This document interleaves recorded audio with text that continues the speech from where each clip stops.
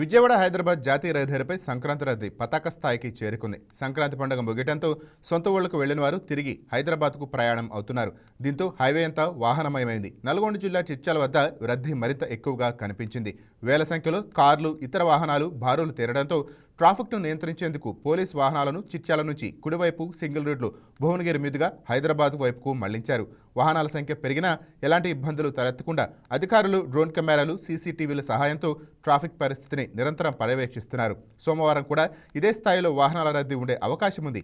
ఆదివారం అమావాస్య కావడంతో చాలామంది సొంతూరు విడిచి వచ్చేందుకు ఆసక్తి చూపలేదు. అమావాస్య వెళ్లి ప్రయాణం మంచిది కాదని సోమవారానికి పోస్ట్ చేసుకున్నారు. దీంతో హైదరాబాద్ వచ్చే వాహనాలను అవసరమైన చోట దారి మళ్లిస్తున్నారు. అధికారులు చిట్యాల, పెదకాపర్తి, కొర్లపహాట్, పంతంగి టోల్ ప్లాజా దగ్గర ట్రాఫిక్ జామ్ అయ్యే అవకాశాలు అధికంగా ఉండటంతో పోలీసులు ప్రత్యామ్నాయ మార్గాలను సూచిస్తున్నారు.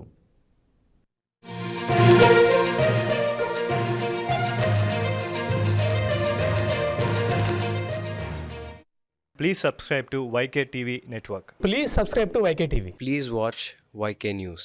Don't forget to subscribe YK News channel.